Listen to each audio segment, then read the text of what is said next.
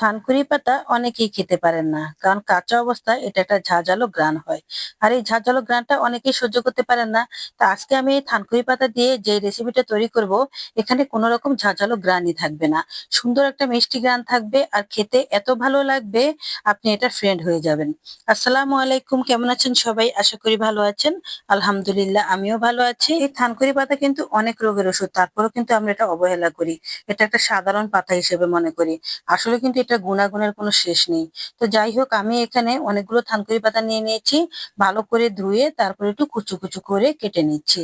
আর এই কুচু কুচু করে কাটলে কিন্তু সবচেয়ে সুবিধা হয়। অনেকে আছেন যে পাতাটাই শুধু নেন, ডাঁটাটা ফেলে দেন। ডাঁটাটা কিন্তু বেশি উপকারী, এটা কখনোই ফেলবেন না।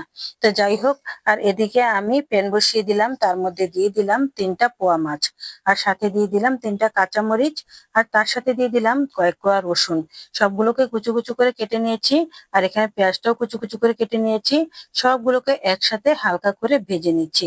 তবে মাছটা একটু ভালো করে ভেজেছি, আর বাকি উপকরণগুলো হালকা করেই ভেজেছি। সামনে কিন্তু গুরুত্বপূর্ণ একটা টিপস আছে, একদমই স্কিপ করবেন না, তাহলে কিন্তু রেসিপিটা তৈরি করলে ভালো লাগবে না। এবার আমি চুলাটা অফ করে দিয়েছি আর সবগুলো তুলে নিচ্ছি। আর চুলাটা অফ করার পর আমার প্যানটা যতটুকু গরম ছিল, অতটুকুর মধ্যেই আমি আবার সেই থানকুনি পাতাগুলো দিয়ে দিলাম।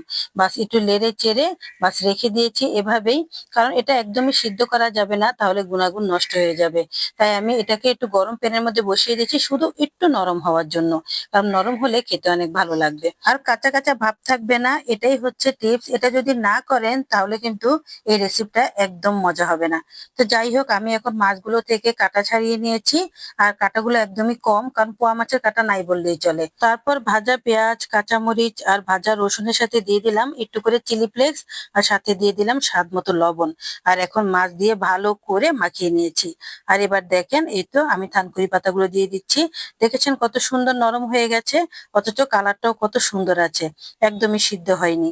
তো যাই হোক, এভাবে করলে কিন্তু এই রেসিপিটা অনেক মজা হয়। লাস্টে একটু সরিষার তেল দিয়ে দিলাম, দেখেন কত সুন্দর হয়েছে, মাশাআল্লাহ। খেতে এত ভালো হয়েছে কি বলবো আসলে। এটা ছোট বড় সবাই খেতে পছন্দ করবে। এখন এখন আর কেউ বলবে না যে এটা একটা ঝাঁঝালো গ্রান, এটা খেতে ভালো লাগছে না। এটা একদমই কেউ বলবে না।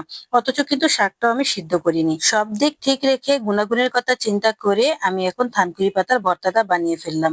কেমন হয়েছে এই থানকুনি পাতার ভর্তা? অবশ্যই আপনারা কমেন্টে বলবেন। আর আপনারাও বানিয়ে খাবেন, একবার খেলে বুঝতে পারবেন এটার মজা কেমন। এটার এতটাই স্বাদ, কি বলবো, ভাত তো শেষ হবেই, আবার আপনি ভাত নিতে চাইবেন।